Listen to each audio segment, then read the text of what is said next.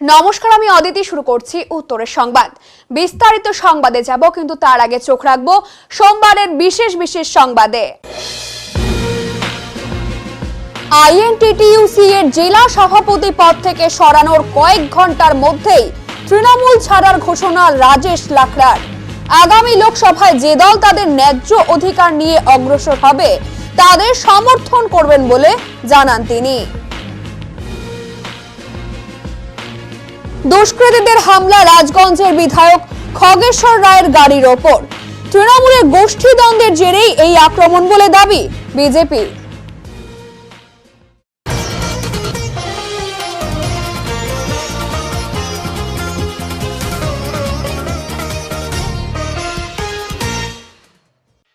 দলীয় কাজ ছেড়ে ফেরার পথে রাজগঞ্জের বিধায়ক খগেশ্বর রায়ের গাড়িতে হামলা চালানোর অভিযোগ দুষ্কৃতীদের বিরুদ্ধে। ঘটনাটি ঘটেছে গতকাল রাত 7:20 নাগাদ। এই ঘটনায় গোটা এলাকায় চাঞ্চল্য ছড়িয়েছে। ঘটনায় রাজগঞ্জের বিধায়ক খগেশ্বর রায় বিজেপি আশ্রিত দুষ্কৃতীদের বিরুদ্ধে অভিযোগের আঙুল তুলেছে। তিনি বলেন, যেহেতু আমি সংগঠনে রয়েছি, তাই সামনেই লোকসভা নির্বাচনের আগে আমাকে ভয়ভীতি দেখানোর জন্য বিজেপি দলীয় দুষ্কৃতীদের দিয়ে এই সব কাজ করছে। যদিও এই ধরনের ঘটনায় তিনি কোনোভাবেই আতঙ্কিত বা পিছিয়ে আসবে না বলে সাফ জানিয়ে দিয়েছেন। আগামীকাল আসবে আমাদের বাংলার মুখ্যমন্ত্রী, মামাটি মানুষের সরকার মুখ্যমন্ত্রী মমতা আসবে ভিডিও কোণে। তারপরে ওখান থেকে গেলাম, আমি মহাগব সবাই গেলাম তোরা। ওখান থেকে আমি 4:45 বেরোলাম। তারপরে আগামীকাল প্রচুর লোক নিতে হবে। তারপরে ফুলবাড়ি 2-তে মিটিং করলাম, সন্ন্যাস জায়গাটা মিটিং করে কুন্ডু বাগান থেকে আসছি, তখন 7:20 বাজে। হঠাৎ করে গাড়ির উপরে আমরা অ্যাটাক। আমার যেটা মনে হয় এটা বিজেপি চক্রান্ত।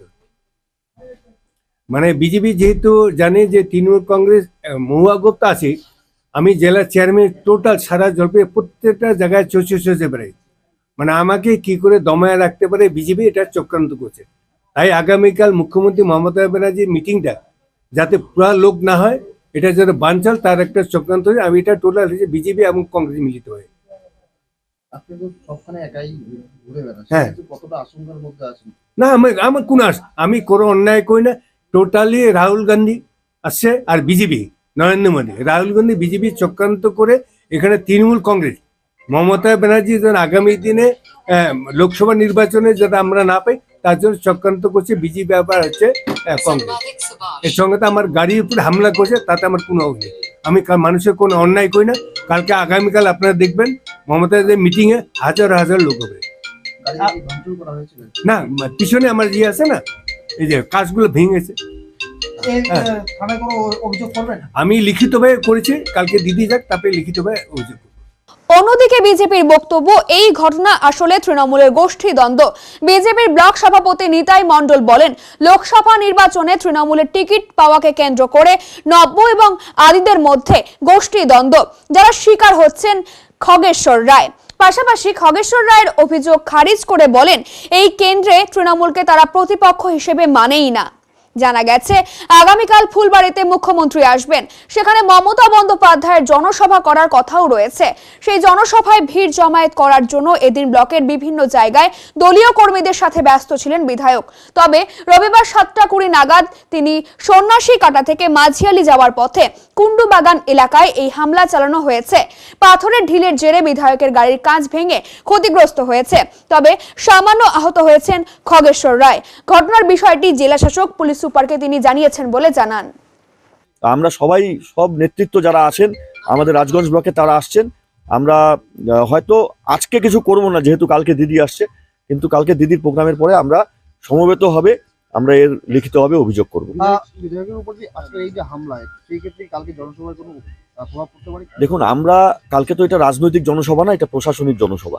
তো সেই হিসাবে আমরা চাচ্ছি, দিদি কালকে আসছেন সাধারণ মানুষের পরিষেবা দিতে। গ্রাম বাংলার, আমাদের উত্তর বাংলার জলপাইগুড়ি জেলার সাধারণ মানুষ যারা ভূমিহীন তাদেরকে পাট্টা দেবেন, আরো অনেক প্রকল্পের সুবিধা কালকে পাবেন। সেই ক্ষেত্রে যাতে এই জিনিসটা বানচাল হয়, তার জন্যই হয়তো আজকে বিধায়ক সাহেবের উপরে এরকম প্রাণঘাতী হামলা হয়েছে। আমরা চাই না যে এই জিনিসটা কালকে কোনো রকম ভাবে আমাদের মাননীয় মুখ্যমন্ত্রীর সভায় তার এফেক্ট পড়ুক। দিদি কালকে বের হয়ে যাওয়ার পরে আমরা সমবেত হবে রাজগঞ্জ থানায় যাব। বিভিন্ন নেতা নেতৃত্ব বা বিধায়করা সঙ্গে বেশ কয়েকজনকে নিয়ে ঘোরেন, কিন্তু ইনি তো একাই ঘোরেন, সেক্ষেত্রে কি কোনো ভয়ের দেখুন, আশঙ্কা রয়েছে? আমরা ছোটবেলার থেকে খগেশ্বর রায়কে দেখে আসছি।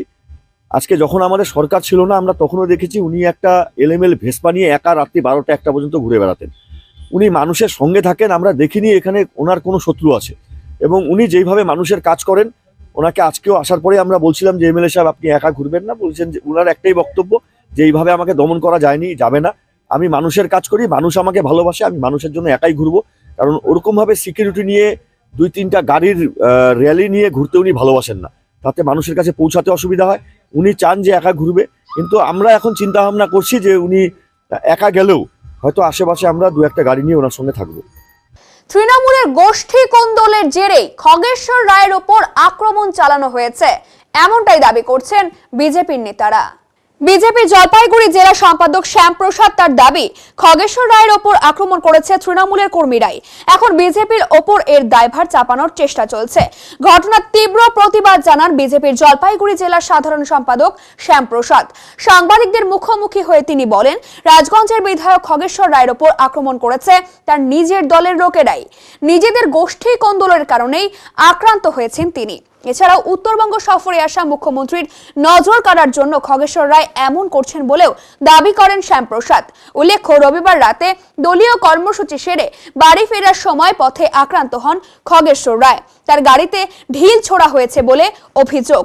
এই হামলার পেছনে বিজেপির হাত রয়েছে বলে দাবি করেন খগেশ্বর রায়। যদিও বিজেপির সম্পাদক শ্যামপ্রসাদ বলেন, আমাদের ওপর মিথ্যে দোষারোপ করা হচ্ছে। বিজেপি এরকম নোংরা রাজনীতির উপরে বিশ্বাস করে না, এই রাজনীতি করে না, এটা তৃণমূলের কালচার। এবং যার সাথে ঘটনা ঘটেছে সেখানে গোষ্ঠী কোন্দলে অনেক কিছুই আমরা দেখেছি। নিজেদের গোষ্ঠী, দুটো গোষ্ঠী আছে, সেই গোষ্ঠীতে মারামারি, সভামঞ্চ ভাঙচুর হওয়া, এরকম অনেক কিছু দেখেছি। তারপরেও বলি, যার উপরে যে এই আক্রমণের ঘটনাটা ঘটেছে তিনি কি সুস্থ ছিলেন? তিনি তো রাত হলে অসুস্থ থাকেন, এবং অসুস্থ হলে তো অনেক ঘটনাই ঘটে। সেরকম কিছু ঘটেছে কিনা সেটাও দেখার ব্যাপার আছে। আর যা ঘটেছে তার নিজের দোষে নিজেদের গোষ্ঠী কোন্দল। বিজেপি এই রাজনীতি বিন্দুমাত্র বিশ্বাস করে, এই রাজনীতি করেও না। তাই যা ঘটেছে তাদের গোষ্ঠী কোন্দল এবং তার নিজের জন্য। কি মনে হয় কি ঘটেছিল, মনে হয় কারা করতে পারে? দেখুন, এরা নিজেদের ব্যাপার, তাদের গোষ্ঠী কোন্দল। ওখানে দুটো গোষ্ঠী আছে, দিদিমণি আসছে সেই দিদিমণির কাছে দেখানোর জন্য। দিদিমণি হচ্ছে একটা কোম্পানির মালিক, আসছে মালিকের কাছে যাওয়ার রাস্তা, এটা প্রচারে আসার জন্য এরকম একটা ঘটনা ঘটানো হয়েছে। এটা হয় নাটক, আর না হলে তাদের গোষ্ঠী কোন্দল করে নিজেদের মধ্যে ঝামেলা পাকাচ্ছে, দিদিমণির কাছে বড় হওয়ার চেষ্টা করছে।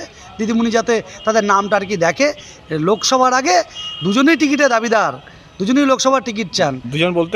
দুজন বলতে একজন কৃষ্ণ দাস আর আরেকজন খগেশ্বর বাবু, দুজনেই টিকিট চান। আদৌ পাবেন কিনা, দিদিমণি কাকে দেখে দেবেন তার ব্যাপার, কিন্তু নিজেদের ক্রেডেন্সিয়াল বাড়ানোর জন্য, নিজেদের নাম বাড়ানোর জন্য কে কাকে আক্রমণ করছে করে এগুলো প্রচারে আসার মাধ্যম, প্রচারে আসার জন্য এগুলো করা হচ্ছে। সোমবারই আইএনটিটিইউসি এর জেলা সভাপতি পদ থেকে সরানো হয়েছে রাজেশ লাখরাকে। এই ঘোষণার কয়েক ঘন্টার মধ্যেই তিনি তৃণমূল ছাড়ার ঘোষণা করলেন। এদিন সন্ধ্যায় জলপাইগুড়ি প্রেস ক্লাবে সাংবাদিক বৈঠক করে তৃণমূল ছাড়ার ঘোষণা করেন রাজেশ লাখরা। সাংবাদিক বৈঠকে তিনি বলেন, আমি পদের লোভী নই।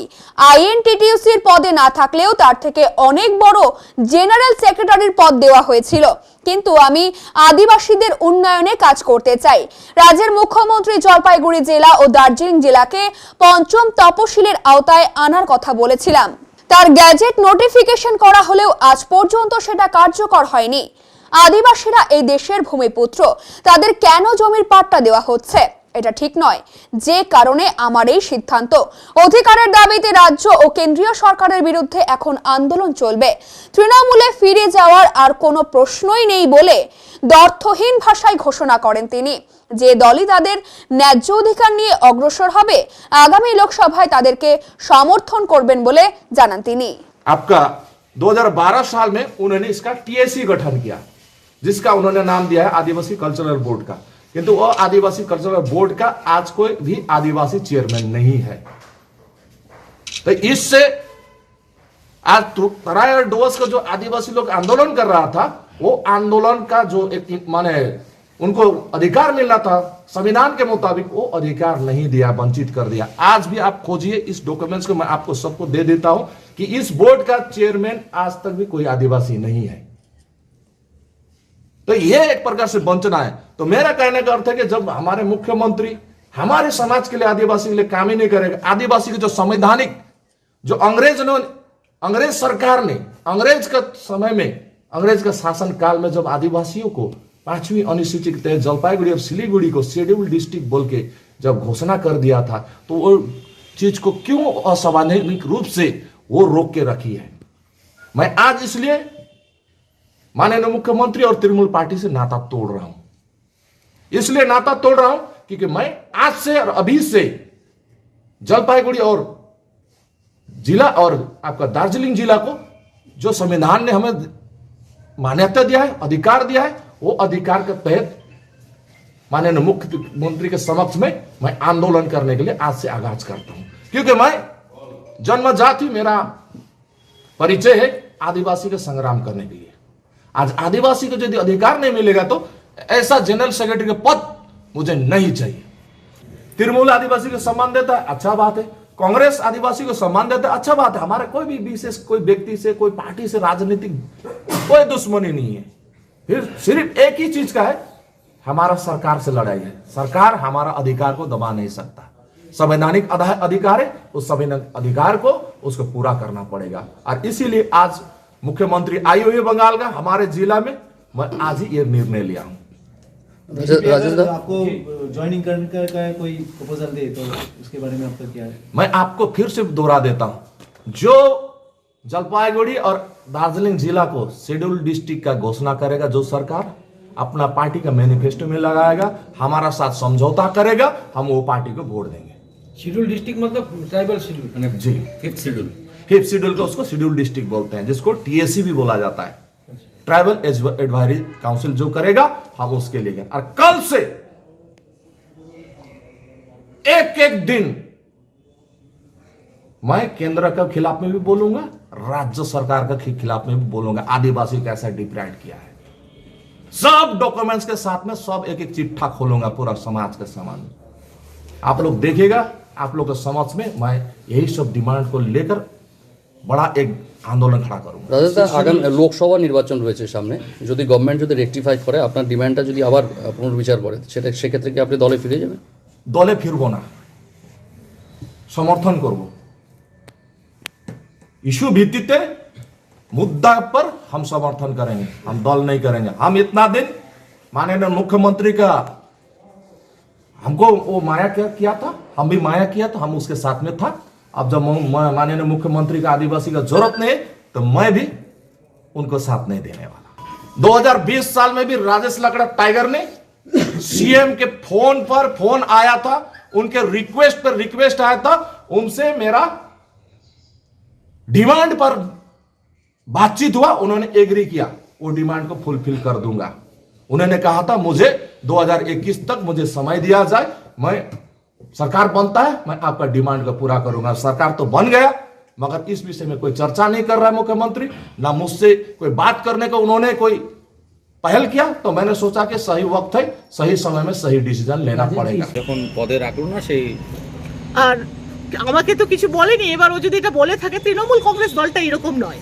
তৃণমূল কংগ্রেস দলটা মমতা বন্দ্যোপাধ্যায়কে দেখেই আমাদের পদ বলে কিছু থাকে না, আমাদের নেত্রী আমাদের প্রধান, এবং আমরা সবাই তৃণমূল কংগ্রেসের কর্মী হিসাবেই কাজ করি। আমিও বুথ স্তরের কর্মী হিসাবেই আমি নিজেকে তৃণমূল কংগ্রেসের সৈনিক হিসাবে পরিচয় দিতে বেশি পছন্দ করি, যদিও আমাকে সংগঠনের দায়িত্ব দেওয়া হয়েছে। তাই সেক্ষেত্রে দল তাকে এত বড় সুযোগ দিয়েছিল, এবং শুধু তাই না, দল তাকে বিধানসভায় টিকিটও দিয়েছিল। তো এক্ষেত্রে দলের প্রতি তার কৃতজ্ঞ থাকা উচিত। এবং চা বাগানের একটা বড় সেক্টর আছে, যেখানে তৃণমূল চা বাগান শ্রমিক ইউনিয়নের যে সেন্ট্রাল কমিটি রয়েছে, সেখানে তো রাজেশ লাকড়া রয়েছেন। আমার মনে হয় এই ধরনের কথা তৃণমূল কংগ্রেস প্রকৃত যারা মমতা বন্দ্যোপাধ্যায়ের সৈনিক, অভিষেক বন্দ্যোপাধ্যায়ের সৈনিক, এই ধরনের কথাটা যদি বলে থাকে সেটা ওনার ভুল বলেছেন, বা সেই কথাটাকে ফিরিয়ে নেওয়া উচিত। তো আমি এইগুলো ভাবছি না, কারণ রাজেশ আমার সাথে এখনো কোনো যোগাযোগ করেনি, আমার ওর সাথে কোনো কথা হয়নি। আমি আশা করব একজন তৃণমূল কংগ্রেসের সৈনিক হিসাবে ওর যে দায়িত্ব সেটাও পালন করবে। হঠাৎ করে মালবাজার মহকুমায় এলেন সিকিমের মুখ্যমন্ত্রী প্রেম সিং গোলে। তিনি মালবাজারের বৌদ্ধ গুম্ফায় এদিন একটি বিশেষ পুজোয় অংশগ্রহণ করেন। জানা গেছে, সিকিমের গ্রামীণ উন্নয়ন দপ্তরের ভারপ্রাপ্ত মন্ত্রী সোনাম লামাকে সঙ্গী করে কড়া নিরাপত্তার মাঝে ডামডিমের বৌদ্ধ গুম্ফায় এসে পৌঁছান সিকিমের মুখ্যমন্ত্রী। মুখ্যমন্ত্রীকে গুম্ফায় স্বাগত জানান মহামান্য কিয়াবজে বোকার ইয়াংসিং রিম্পোচে। মাঠের ভেতর বিশাল সৌম্য দর্শন ভগবান বুদ্ধদেবের মূর্তি দেখান গুম্ফার সন্ন্যাসীরা। প্রদীপ জেলে বিশেষ প্রার্থনা এবং পুজোর পর দুজনে একান্তে বেশ কিছুক্ষণ সময় কথা বলেন। খানিকক্ষণ পরে বাইরে বেরিয়ে গুম্ফার বিশাল চত্বর ঘুরে দেখেন মুখ্যমন্ত্রী। বৌদ্ধ সন্ন্যাসীদের সঙ্গেও কথা বলেন তিনি। মঠের বৌদ্ধ স্কলার খেম্পো লোদে রিম্পোচে বলেন, মঠ এবং রিসার্চ ইনস্টিটিউটের উন্নয়ন পরিকল্পনা নিয়ে সিকিমের মুখ্যমন্ত্রীর সঙ্গে আলোচনা হয়েছে। তিনি সব রকম সহযোগিতার আশ্বাস দিয়েছেন। বেশ কিছুক্ষণ গুম্ফায় প্রার্থনা এবং সন্ন্যাসীদের সাথে কথাবার্তা বলে এরপর মাল শহরে আসেন সিকিমের মুখ্যমন্ত্রী। এরপর মালবাজারে একটি হোটেলে মধ্যাহ্নভোজ সেরে সিকিমের উদ্দেশ্যে মুখ্যমন্ত্রী রওনা হয়ে যান বলে জানা গেছে। মুখ্যমন্ত্রীর নিরাপত্তার জন্য এদিন সিকিম পুলিশের পাশাপাশি মালবাজার থানার আইসি সুজিত লামার তত্ত্বাবধানে মাল পুলিশ মোতায়েন ছিল বলে জানা যায়। সোমবার প্রধানমন্ত্রী নরেন্দ্র মোদীর পরীক্ষা পে চর্চাতে অংশ নেবার পর ফুরফুরে মেজাজে দেখা গেল জীবনের দুই বড় পরীক্ষায় বসতে চলা নাগরাকাটার জওহর নবোদয় স্কুলের দশম এবং দ্বাদশ শ্রেণীর ছাত্রদের। আগামী ফেব্রুয়ারির মাঝামাঝি ওই ছাত্রছাত্রীদের বোর্ড পরীক্ষা। তার আগে প্রতি বছরের মতো এবারও মোদী ওই কর্মসূচিতে অংশ নেন। মূল অনুষ্ঠানটি হয় নয়াদিল্লির ভারতের মন্ডমপে। সেখান থেকে তার সরাসরি সম্প্রচারিত হয় দেশ জুড়ে। পরীক্ষা ভীতি কাটিয়ে ওঠার মূল মন্ত্র কি হতে পারে, সেটাই ছিল প্রধানমন্ত্রীর বক্তব্যের মূল কথা। তিনি সম্পূর্ণ চাপমুক্ত হয়েও খোলা মনে পড়ুয়াদের পরীক্ষায় বসার পরামর্শ দেন। পাশাপাশি অভিভাবকদের উদ্দেশ্যে তার বার্তা, সন্তানদের ওপর পড়াশোনা নিয়ে অযথা কেউ যাতে মানসিক চাপ না দেন। ছাত্রছাত্রীদের পর্যাপ্ত ঘুম এবং সেই সাথে পুষ্টিকর খাবার খাওয়ার উপর জোর দিতে দেখা যায় নরেন্দ্র মোদীকে।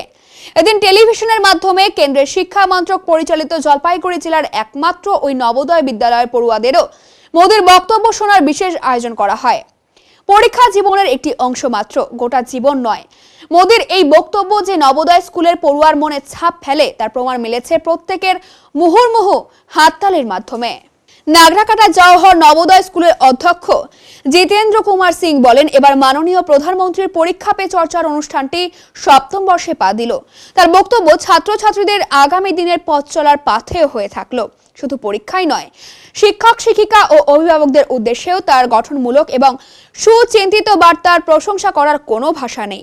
নবোদয় স্কুলের অনুষ্কা বাসকে নামে দশম শ্রেণীর এক ছাত্রী বলেছেন, আসন্ন পরীক্ষা নিয়ে একটু চাপেতে রয়েছি, তবে প্রধানমন্ত্রী যেভাবে পরীক্ষার এই চ্যালেঞ্জকে মোকাবিলার দিশা দেখিয়েছেন তা আজীবন মনে থাকবে।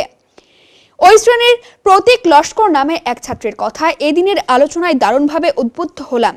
পরীক্ষা থাকবেই, একে ভয় করে নয়, বরঞ্চ হাসি মুখে মোকাবিলার মন্ত্র শ্রদ্ধেয় প্রধানমন্ত্রী যেভাবে সহজ সরল ভাষায় বলেছেন তা এক কথায় অনবদ্য।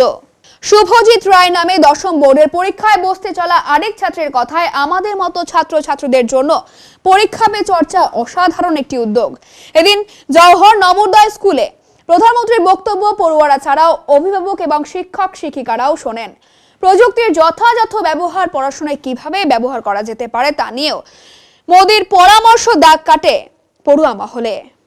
পরীক্ষা পে চর্চা এটা মাননীয় প্রধানমন্ত্রীর দ্বারা একটি গঠিত প্রোগ্রাম, যেটাতে স্টুডেন্টস এবং টিচার এবং অভিভাবকদের সাথে প্রধানমন্ত্রী আলোচনা করেন। তাদের ছাত্রছাত্রীদের, বিশেষ করে দশম শ্রেণীর এবং দ্বাদশ শ্রেণীর ছাত্রছাত্রীদের সাথে আলোচনা করেন যে পরীক্ষার আগে ছাত্রছাত্রীরা খুব ভয়ে থাকে, কি করে এক্সাম দিবে তারা, এবং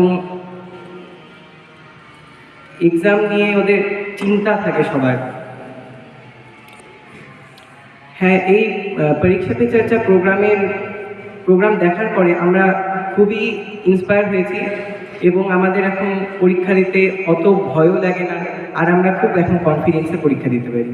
আমার নাম প্রতীক লস্কর, जेएनवी जलपाईगुड़ी दशम श्रेणी थी। आज का यह कार्यक्रम हमारे माननीय प्रधानमंत्री परम आदरणीय नरेंद्र मोदी जी की तरफ से हो रहा है और उन्होंने यह कार्यक्रम खास करके क्लास 10 और 12 के CBSE बोर्ड एग्जामिनी बच्चों के लिए आयोजित किया है। जब परीक्षा आती है तो तनाव बढ़ जाता है, बच्चे डर जाते हैं, भयभीत हो जाते हैं, परीक्षा का प्रेशर बढ़ जाता है, एग्जामिनेशन फीवर हो जाता है बच्चों को। तो बच्चों के इस मेंटल स्ट्रेस को कम करने के लिए बच्चे तनाव मुक्त होकर निर्भय होकर परीक्षा दें। इसीलिए पिछले 7 वर्षों से हमारे देश के यशस्वी प्रधानमंत्री माननीय नरेंद्र मोदी जी परीक्षा पे चर्चा कार्यक्रम लगातार करते चले आ रहे हैं। শুরু হবে মাধ্যমিক উচ্চ মাধ্যমিক পরীক্ষা। রাস্তাঘাট, যানবাহন, ভিড় সবকিছু পেরিয়ে জীবনের সবথেকে বড় প্রথম পরীক্ষা দিতে যাবে ছাত্রছাত্রীরা। কিন্তু আজও মান্দাদারি গ্রাম পঞ্চায়েতের মহারাজঘাট গ্রামের বাচ্চাদের মনে জীবন্ত হয়ে আছে ছোট্ট অর্জুনের কথা। পরীক্ষা দিতে গিয়ে হাতির হানায় প্রাণ হারিয়েছিল অর্জুন। পুরো গ্রাম কান্নায় ফেটে পড়েছিল সেদিন। আজ সেই রাস্তা মোটা গাছের গুড়ি দিয়ে বন্ধ করে দেওয়া হয়েছে। কেউ আর যাতায়াত করে না সেই রাস্তা দিয়ে। দেখতে দেখতে পেরিয়ে গেছে একটা বছর। ফের যাতে এই ঘটনার পুনরাবৃত্তি না হয় সেদিকে নজর দিতে প্রস্তুত বন দপ্তর। ফেব্রুয়ারি মাসের প্রথম সপ্তাহ থেকেই শুরু হবে পরীক্ষা, কিন্তু আবারও যেন এমন ঘটনা না ঘটে সেদিকে নজর রেখে বন দপ্তরের তরফে জঙ্গল লাগোয়া সমস্ত রাস্তা বন্ধ করে দেওয়া হয়েছে। শুধু তাই নয়, বন দপ্তর সূত্রে খবর, জঙ্গল এলাকার ছাত্রছাত্রীদের জন্য বিশেষ বাস পরিবহনের ব্যবস্থা করবে প্রশাসন। আর যেন গরিব ঘরের মায়ের কোল ফাঁকা না হয় সেই কারণেই এই বিশেষ ব্যবস্থা। এছাড়াও বন দপ্তরের কড়া টহলদারি চলবে বিভিন্ন এলাকায়। জীবনের প্রথম পরীক্ষা মাধ্যমিক দিতে সকল পরীক্ষার্থীর প্রস্তুতি তুঙ্গে। 1 বছর আগে সেই ছোট্ট কিশোর ছেলেটাও প্রস্তুতি নিয়েছিল জীবন গড়ার লক্ষ্যে। বাবার সঙ্গে বাইকে পরীক্ষা দিতে বেরিয়েছিল ভবিষ্যতের স্বপ্ন বুনে। জীবনের প্রথম বড় পরীক্ষা দেবে বলে কথা, কিন্তু তার হলো না। রাস্তায় হাতির হানায় প্রাণ হারালো 16 বছরের পরীক্ষার্থী অর্জুন দাস। দেখতে দেখতে বছর পেরিয়ে ফের চলে এলো মাধ্যমিক পরীক্ষা। এবার যাতে সুষ্ঠুভাবে পরীক্ষা সম্পন্ন হয় সে কারণেই বন দপ্তরের এহেন কড়া ব্যবস্থা। এতে খুশি জঙ্গল লাগোয়া ছাত্রছাত্রী সহ অভিভাবকেরাও। এই জায়গাটার নাম কি? মহারাজঘাট।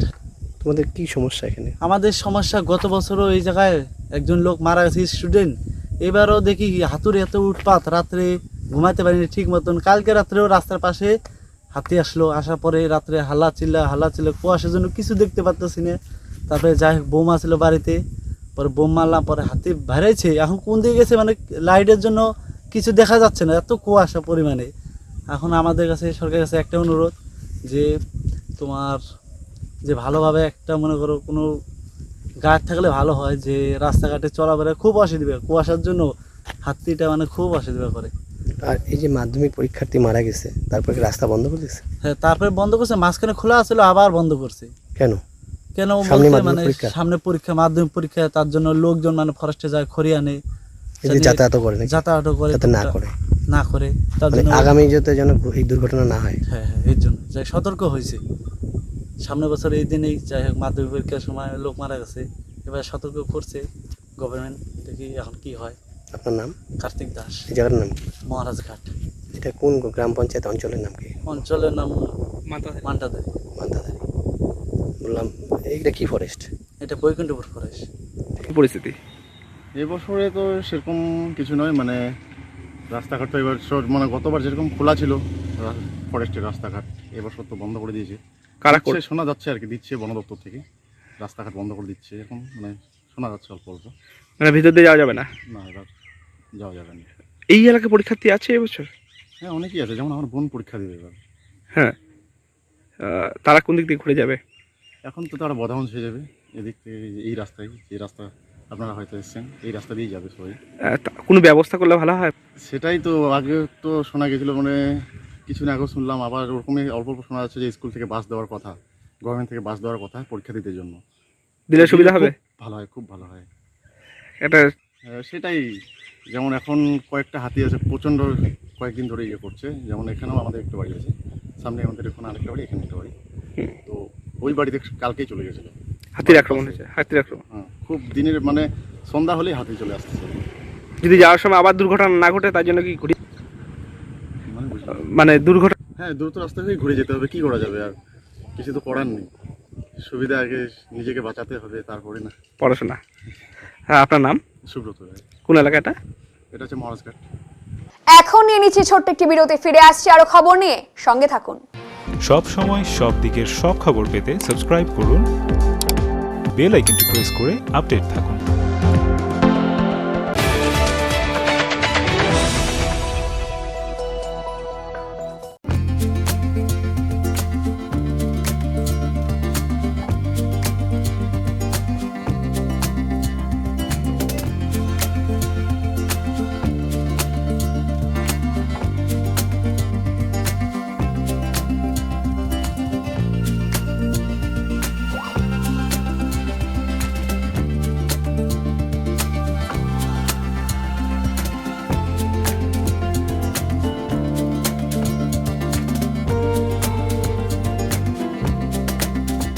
আপনার শহরে প্রসিদ্ধ লৌহ বিপণী কেএস আয়রন হাউসের তরফে সকলকে জানাই প্রীতি ও শুভেচ্ছা। এখানে আপনি পাবেন নামি দামি ব্র্যান্ডের সকল প্রকার লৌহ সামগ্রীর বিপুল সম্ভার। এখানে পাবেন square pipe, round pipe, angles, square bar, পাতি, শীট, টিনের বিভিন্ন আইটেম। এছাড়াও রয়েছে all type of grill and আলমারি ফ্যাক্টরি আইটেম। প্রতিষ্ঠিত মার্বেল ব্যবসায়ী দীপেন্দ্র চক্রবর্তী ও তার সহধর্মিনী মৌসুমী চক্রবর্তীর কেএস আয়রন হাউসে প্রতিটি জিনিস পাবেন রিজনেবল প্রাইসে। তাই এবার আর বাইরে ছুটতে হবে না আপনাদের। লোহা ও লৌহজাত সামগ্রী সুলভ মূল্যে কিনতে তাই আজই আসুন। আমাদের ঠিকানা কেএস আয়রন হাউস, 4 নম্বর ঘুমটি, জলপাইগুড়ি।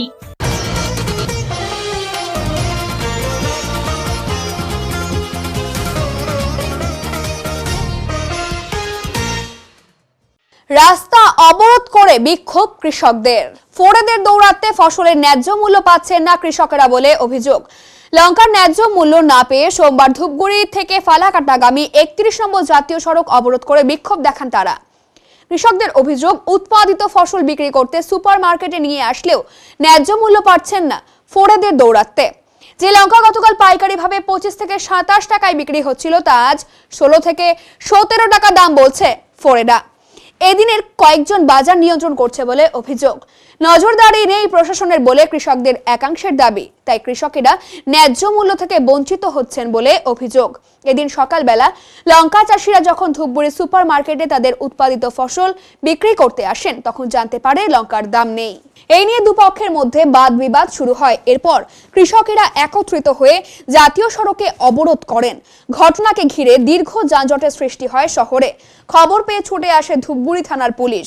পুলিশের সাথে আলোচনার পর অবরোধ তুলে নেন কৃষকরা বলে জানা গিয়েছে।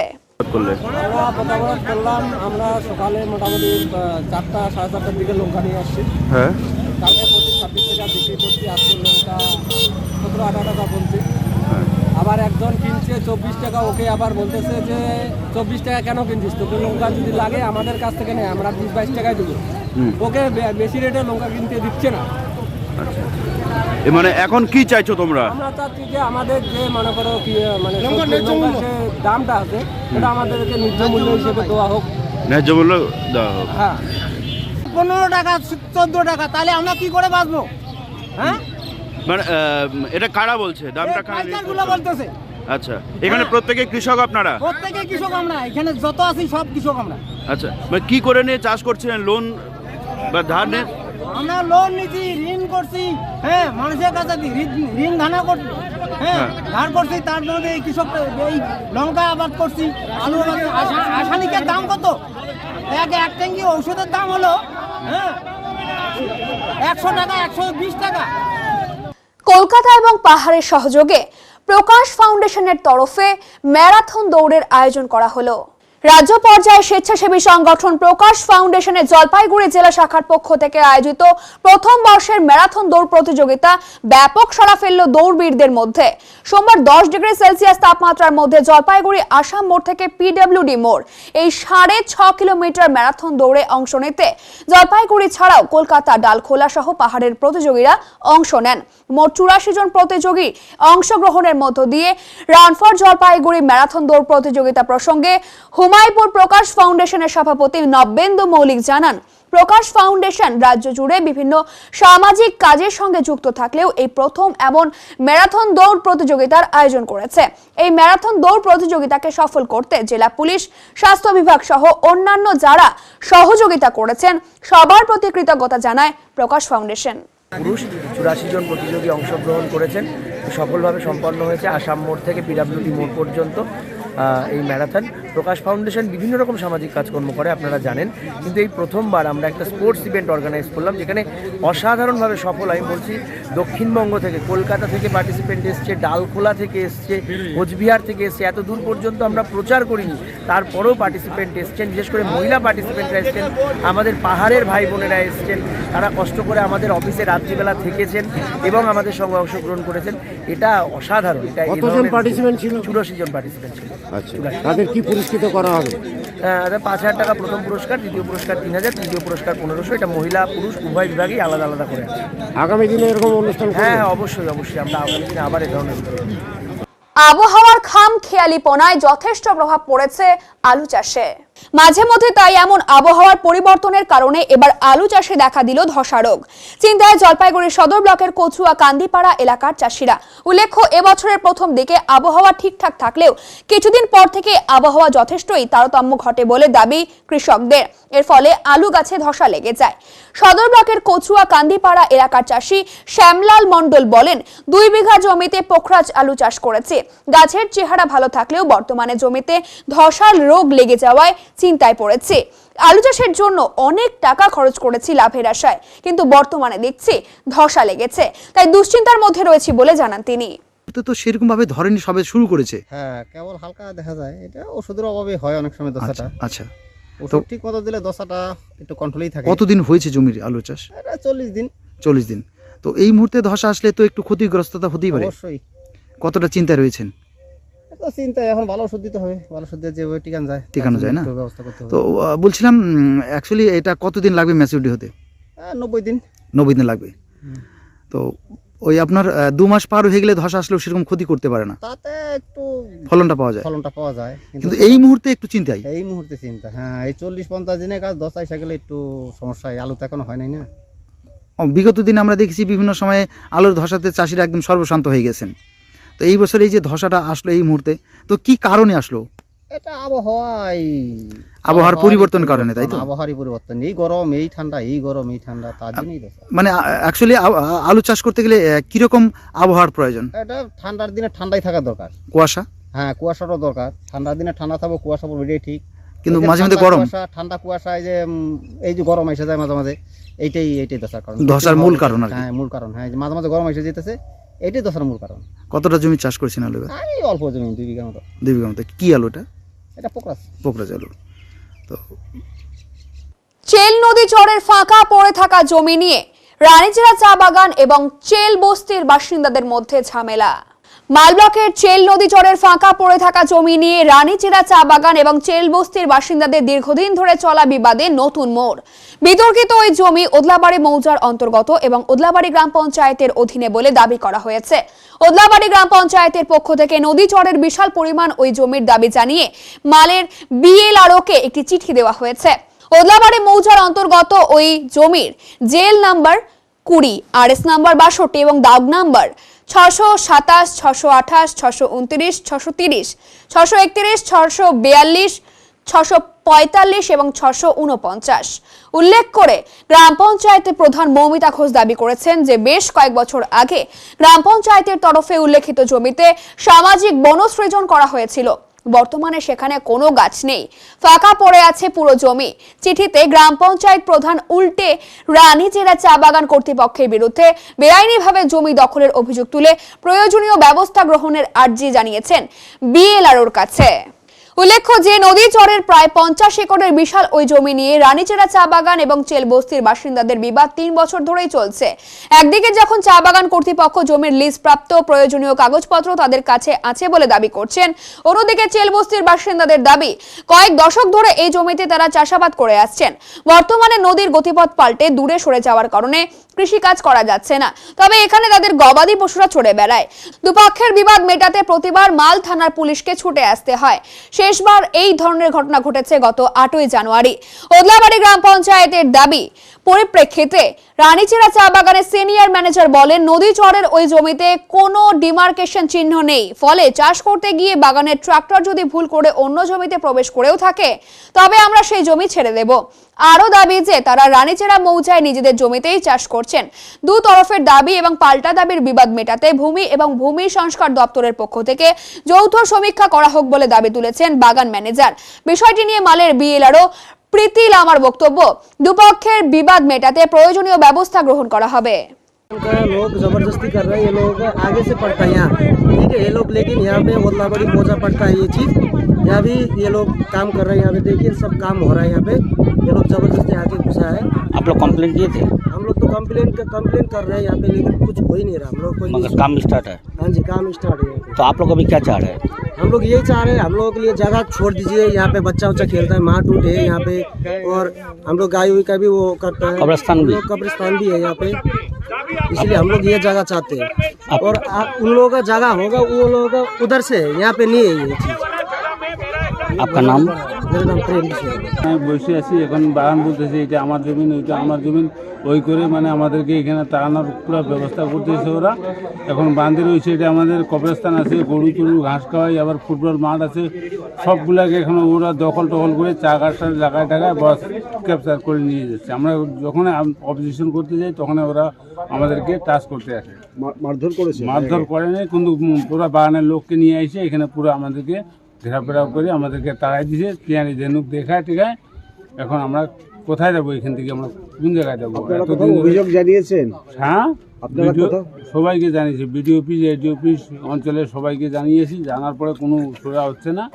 এখন আমরা এই পরিস্থিতিতে আছি। এখন আমাদের আপনারা কি করবেন তাহলে? এখন আমাদেরকে যে কোনো একটা ব্যবস্থা করে দিন, না হলে আমরা যাবো কোথায়? এখন বাচ্চা ছোট ছোট জমি কি চাষ করতেন আপনারা?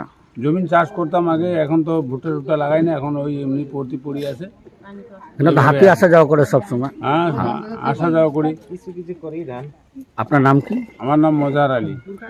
नम्र निवेदन है कि मैं कोई पागल आदमी तो नहीं हूँ कि अगर मेरे पास पेपर नहीं है मैं ज़मीन के ऊपर भरूंगा। मेरे पास ये ज़मीन का पेपर है, और मैं आपके माध्यम से ये बोलना चाह रहा हूँ कि इसमें लड़ाई झगड़ा कुछ नहीं करना है।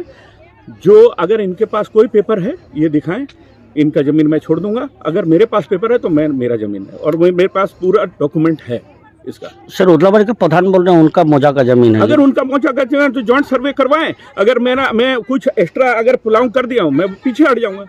कितना जमीन है सर ये मुझे अभी पता नहीं। सर, आपका नाम? BS বাজুয়া, রানীচেরা ঠিকানা। এটা একটা জল্পনা কল্পনার মধ্যেই চলছে ব্যাপারটা। আর সবাই এসেও ছিল আমাদের কাছে পঞ্চায়েতে যে এটার কি সুরাহা করা যায়।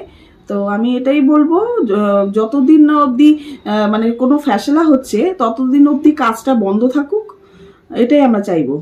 আপনাকে চিঠি দিয়েছেন কোথাও? হ্যাঁ, আমার কাছে এসেছিল, আমরা ফরওয়ার্ড করে দিয়েছি এসডিওর কাছে, বিডিওর কাছে, বিএলআরওর কাছে। এখনো কোনো ফয়সলা হয়নি? না, এখনো কোনো ফয়সলা হয়নি। কিন্তু চা বাগান তো ওইখানে গাছ লাগাচ্ছে।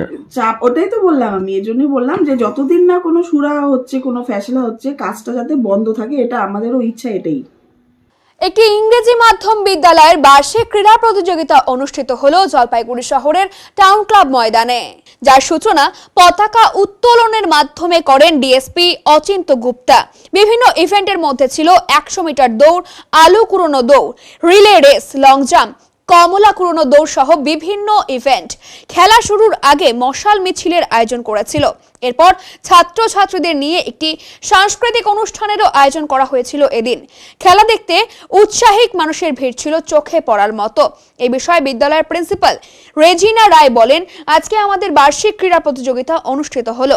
সেখানে বিভিন্ন অনুষ্ঠানের পাশাপাশি বিভিন্ন ইভেন্টও ছিল। সূচনা হয় বিদ্যালয়ের পতাকা উত্তোলনের মধ্য দিয়ে।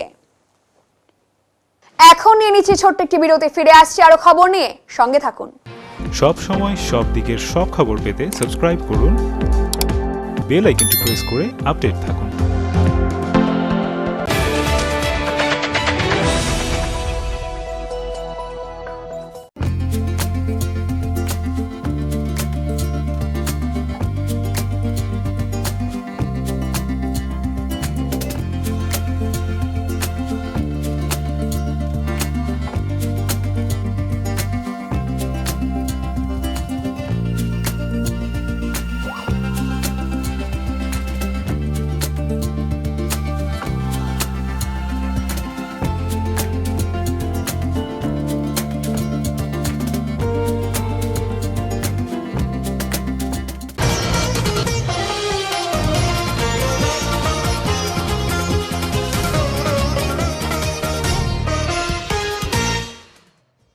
গরুবাথানকে পর্যটনের মানচিত্রে তুলে ধরতে 3 দিনের খাদ্য উৎসব। কালিম্পং জেলার গরুবাথান ট্যুরিজম ডেভেলপমেন্ট সোসাইটির উদ্যোগে গরুবাথানের টাইটানিক পয়েন্টে ঐতিহ্যবাহী খাবার উৎসবের আয়োজন করা হয়েছে। জিটিএ সভার চেয়ারম্যান অঞ্জু চৌহান ঐতিহ্যবাহী খাদ্য উৎসবের সূচনা করেন। গরুবাথানের আপার ফাগু টাইটানিক ভিউ পয়েন্টে গোর্খা ফুড ফেস্টিভ্যালে পর্যটকদের ভিড় বাড়ছে। গরুবাথান পাহাড় এবং জঙ্গলে ঘেরা অন্যতম পর্যটন স্থান। পাহাড়ের উচ্চতা থেকে ঝর্ণার শব্দ পর্যটকদের সহজেই আকৃষ্ট করে। গরুবাথান এলাকার মানচিং, সুনতালে বস্তি, ঝান্ডি সহ অনেক পর্যটন স্থান রয়েছে। এর মধ্যে অনেক এলাকা থেকে সূর্যোদয় এবং সূর্যাস্তের সুন্দর দৃশ্য দেখার পাশাপাশি এখান থেকে দেখা যায় কাঞ্চনজঙ্ঘা। খুব কাছেই সিকিম, দার্জিলিং, নেওড়া ফরেস্ট ডুয়ার্স রয়েছে। ইতিমধ্যেই বিপুল সংখ্যক পর্যটকও আসছেন খাদ্য উৎসব দেখতে। অন্যদিকে কলকাতা থেকে গরুবাথান বেড়াতে আসা পর্যটক রেশমা বড়ুয়া জানিয়েছেন, সেল রুটি, মোমো, চাউমিন, কেদো রুটি খেতে খুব ভালো লাগলো। এই ধরনের ফুড ফেস্টিভ্যালের আয়োজন পর্যটনের প্রসার ঘটাবে বলে তিনি জানান। আমি রেশমা বড়ুয়া, আমি এখানে ঘুরতে এসেছিলাম প্রথমবার। তো এখানে এসে দেখলাম যে এখানে একটা ট্র্যাডিশনাল ফুড ফেস্টিভ্যাল চলছে। তো এখানকার জাতীয় যেটা ফুড রয়েছে, যাদের যেরকম নেপালিদের নিজস্ব ফুড রয়েছে, ওগুলো দেখলাম, স্টল রয়েছে অনেকগুলো। আর এখানকার ভিউজ খুব সুন্দর। এখানে যদি আপনারা কেউ আসতে চান, যদি ভিজিট করতে চান, তাহলে মানে একটা থাকে না, পাহাড়ি পরিবেশের মধ্যে গিয়ে একটা নিজের একটা খুশি যেটা মনের মধ্যে আসে, সেই জিনিসটা আপনারা অনুভব করতে পারবেন। আর যদি আসতে চান তাহলে ঘুরে যেতে পারেন, যেমন আমরা এসেছি। খাদ্য উৎসবে 20টিরও বেশি স্টল রয়েছে এবং এই স্টলে গোর্খা সম্প্রদায়ের ঐতিহ্যবাহী খাবার সেল রুটি, কেদো রুটি, আলুর দম, গুন্ডারুখ, গোর্খে আচার, মূলা আচার, শিমলা তরুল, পেঁপের আচার সহ বিভিন্ন খাবার রয়েছে ফুলের নার্সারি, রয়েছে পাহাড়ি সবজি, বাঁশের তৈরি ব্যাগ, ফুলের হাড়ি সহ আরো অনেক কিছু। তামাং, নেওয়ার, মঙ্গার, রাই এবং আরো অনেক জাতি ঐতিহ্যবাহী পোশাক পরে সুন্দর নৃত্য পরিবেশিত হচ্ছে এই ফেস্টিভ্যালে। আয়োজক কমিটির কার্যকারী অন্যতম সদস্য ডক্টর পবন থাপা জানান, দ্বিতীয়বারের মতো গরুবাথানে ঐতিহাসিক খাদ্য উৎসবের আয়োজন করা হয়েছে। গরুবাথানকে পর্যটন মানচিত্র নিয়ে আসার উদ্দেশ্যেই এই মূল উদ্দেশ্য। ফুড ফেস্টিভ্যালে স্বনির্ভর গোষ্ঠী এবং স্থানীয় লোকেদের নিজস্ব হাতে অর্গানিক বিভিন্ন ধরনের সুস্বাদু খাবার স্টলগুলোতে রাখা হয়েছে, যা আকর্ষণের কেন্দ্রবিন্দু। গরুবাথান এলাকায় পর্যটনের প্রচুর সম্ভাবনা রয়েছে, এই কথা অস্বীকার করা যায় না। গরুবাথানে পর্যটন ব্যবসার উন্নয়নে সরকারের বিশেষ নজর দেওয়া উচিত। গরুবাথান ট্যুরিজম ডেভেলপমেন্ট সোসাইটির আরেক সক্রিয় সদস্য লেনিন রায় বলেছেন যে জিটিএ গরুবাথানে পর্যটন খাতে 2012 সাল থেকেই কাজ করছে। বিপুল সংখ্যক পর্যটকও আসছেন খাদ্য উৎসব দেখতে। দ্বিতীয় বছরে খুব ভালো সাড়া পেয়েছে এই ফেস্টিভ্যাল। ये संस्था गठन हुआ है। मेन उद्देश्य ये है कि यहाँ का जो हम लोगों का विभिन्न जगह है उसको प्रमोट करने के लिए यहाँ का होम स्टेज और farm stay, camping, Garbuthan actually scattered छड़ा हुआ जगह है। इसको चारों तरफ से माने जो प्राकृतिक संपदा है इसको प्रमोशन करने के लिए हम लोग ने इसी उद्देश्य से ऑर्गेनाइजेशन गठन हुआ है। तो इसके भाग में ये जो हम लोगों ने जो परंपरागत खाद्य महोत्सव शुरू किए, इसकी वजह से भी विभिन्न लोगों को ये समाचार पहुँचे कि ताकि उन लोगों के लिए ये जगह बहुत अच्छा रहने वाला है आगामी दिन में। इसी वजह से हमने ये जो गोरखा क्या इधर आ रहा है क्या? टूरिस्ट आ रहा है जी। एक्चुअली हमने ये 2012 से शुरू किया ये ऑर्गेनाइजेशन। तब से ये फेस्टिवल 2 साल से हम बना रहे हैं फेस्टिवल। आज कितना दिन चलेगा? ये 3 दिन चलेगा। आज दूसरा दिन है, अब कल तक चलेगा ये। अभी हम लोग 2800 स्टॉल है। यहाँ पर विभिन्न गोरखा जातियों का जो सब कास्ट है उन लोगों का विभिन्न खाद्य सामग्री है। उसके बाद यहाँ पर विभिन्न arts and craft, flower show भी है। इसी वजह से हमने आदमियों को जैसे माने क्या बोले टूरिस्ट लोगों के लिए, उन लोगों को मनोरंजन के लिए रखा है। इसके अलावा यहाँ पर रंगारंगी कार्यक्रम है, जहाँ पर विभिन्न कलाकारों आते हैं, डांस करता है विभिन्न हम लोग को गोरखाओं को विभिन्न जात का, जैसे अब राय, लेपचा, भुटिया डांस, ये सब नेवारी डांस ये सब हो रहा है। उन लोग के लिए स्पेशली इस बार हम लोग ने बहुत सारी स्टॉल है। उसमें यहाँ का जितना भी हमारा कम्युनिटीज़ है, गोरखा में भी बहुत सारे कम्युनिटीज़ होते हैं, उनका जितना भी अपना अपना वो डिश होता है, डिश और ये आर्ट्स है, क्राफ्ट है, ये लोग दिखाने के लिए यहाँ पर बहुत सारे ड्रेस है, ये सारे बहुत सारे है स्टॉल है। इसको दिखाने के लिए यहाँ पर बहुत सारे स्टॉल है। यहाँ पर स्टॉल किया हुआ है। बहुत अच्छा रिस्पांस मिल रहा है। कल बहुत सारा था टूरिस्ट लोग था और से कल में जो लास्ट डे है उसमें जो बहुत ज़्यादा आने का चांसेस है, क्योंकि कल का संडे भी है और बहुत सारे जगह से भी हम लोग को इंक्वायरी आ रहा है, कैसा हो रहा है, क्या हो रहा है, हम लोग आएंगे लास्ट दिन में आएंगे बोल के ये लोग इंक्वायरी कर रहे हैं। लेनिन राय। संजय प्रधान। এখন আবহাওয়ার খবর।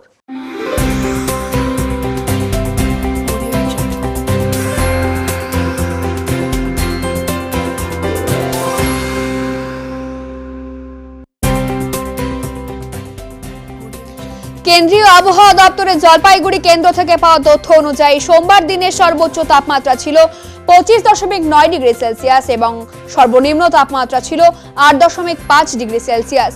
গত 24 ঘন্টায় কোনো বৃষ্টিপাত হয়নি। শেষ করবার আগে আজকের বিশেষ বিশেষ সংবাদ আরো একবার। আইএনটিটিইউসি এর জেলা সভাপতি পদ থেকে সরানোর কয়েক ঘন্টার মধ্যেই তৃণমূল ছাড়ার ঘোষণা রাজেশ লাখড়ার। আগামী লোকসভায় যে দল তাদের ন্যায্য অধিকার নিয়ে অগ্রসর হবে তাদের সমর্থন করবেন বলে জানান তিনি। দুষ্কৃতীদের হামলা রাজগঞ্জের বিধায়ক খগেশ্বর রায়ের গাড়ির ওপর। তৃণমূলের গোষ্ঠীদ্বন্দ্বের জেরেই এই আক্রমণ বলে দাবি বিজেপি। উত্তরের মন পরিবেশিত উত্তরের সংবাদ এখনকার মতো এ পর্যন্তই। নমস্কার।